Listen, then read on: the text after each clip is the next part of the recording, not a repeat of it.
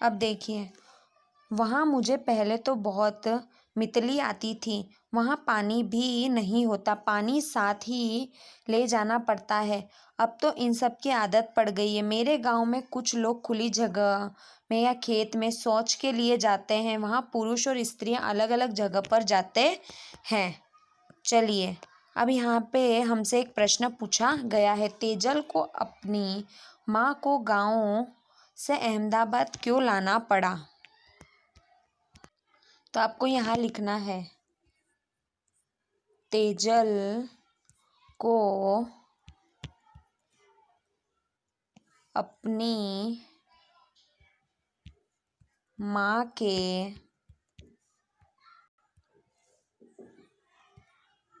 इलाज के लिए गांव से अहमदाबाद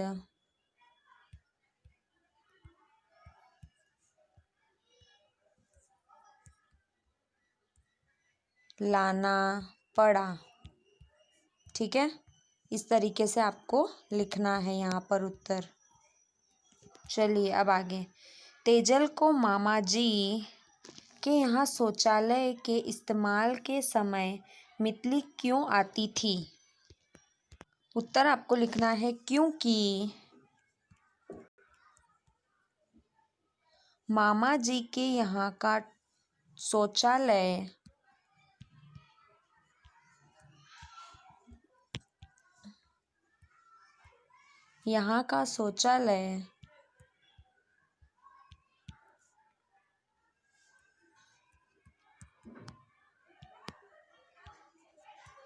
बहुत गंदा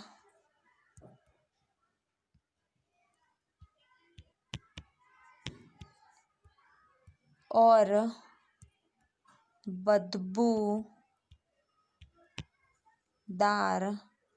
था, इसलिए तेजल को वहाँ शौचालय में जाते समय मितली आती थी। चलिए अब आगे, तेजल का घर उसके मामा जी के घर से किस तरह अलग है?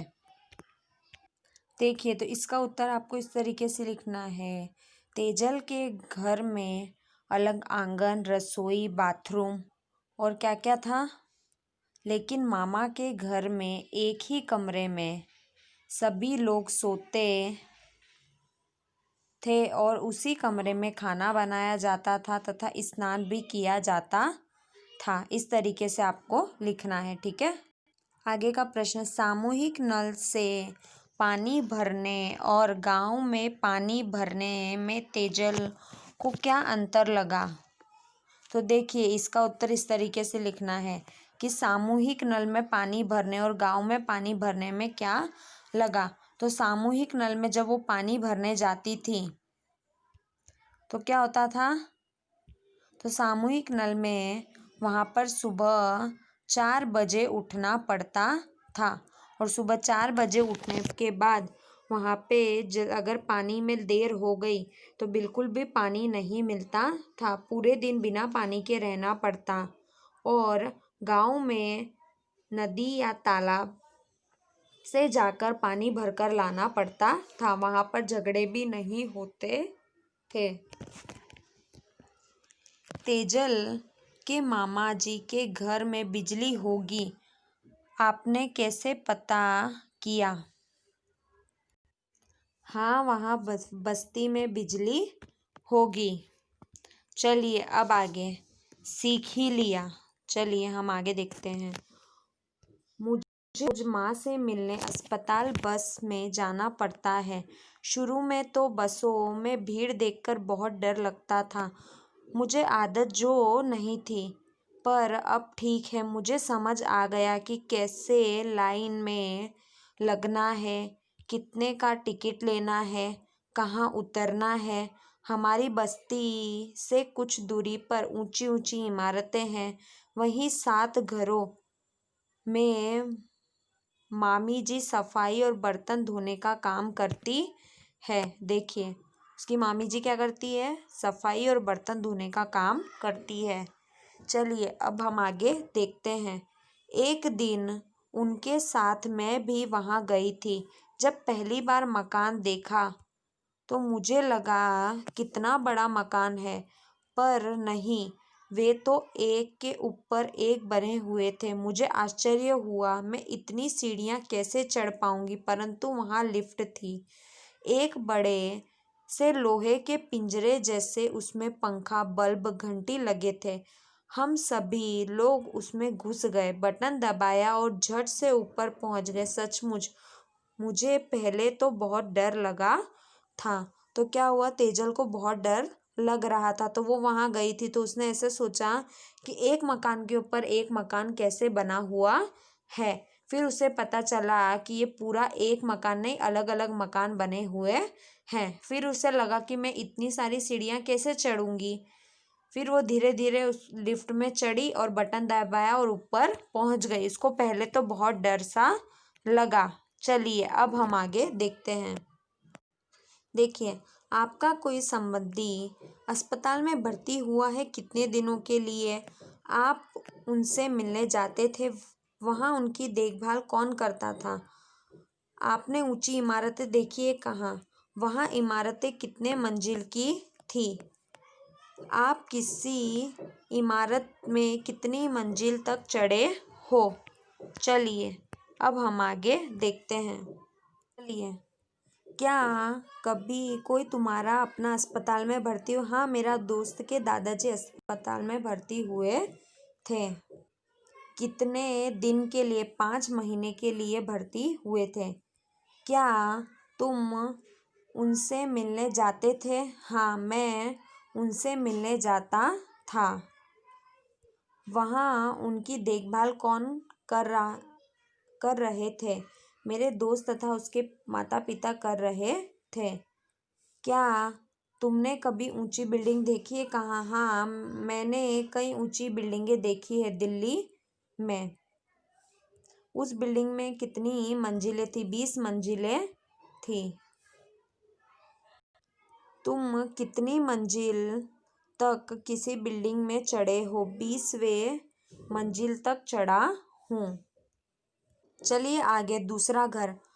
मामी सबसे पहले मुझे हर्ष के घर ले गई। उसका घर 12वीं मंजिल पर था। कितना बड़ा घर था, कितने कमरे थे।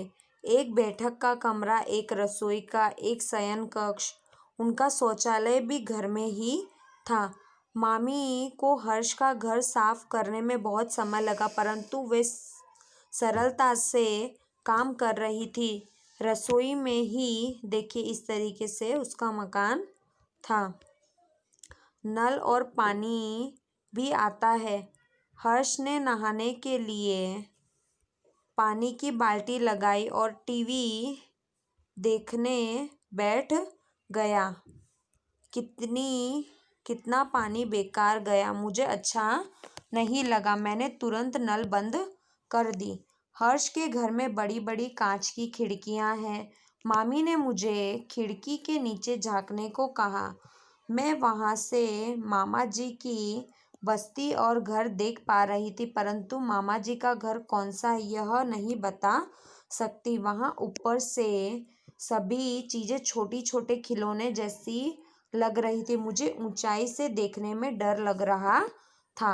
तो मामी जी ने उसे क्या कहा था, तुम ऊपर से देखो। तो हर्ष के घर से वो नीचे की ओर देख रही थी, तो उसे वहां बहुत ज्यादा डर लग रहा था। देखिए इस तरीके से।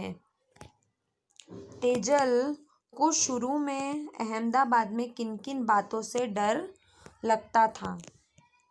देखिए आपको उत्तर इस तरीके से लिखना है। भीड़ वाली जगह पर जाने में और बसों में चढ़ने में, ऊंची बिल्डिंग से नीचे देखने के लिए लिफ्ट पर चढ़ने में डर लगता था। ठीक है, इस तरीके से आपको लिखना है। चलिए आगे। मामा जी की बस्ती के घरों और ऊंची इमारतों के मकानों में क्या क्या अंतर है।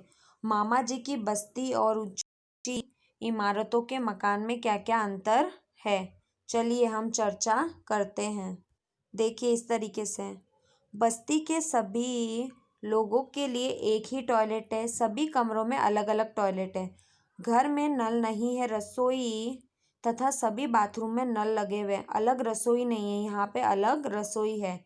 शीशे की खिड़की नहीं है, शीशे की खिड़की है। ठीक है, इस तरीके से दोनों में अंतर आपको लिखना है।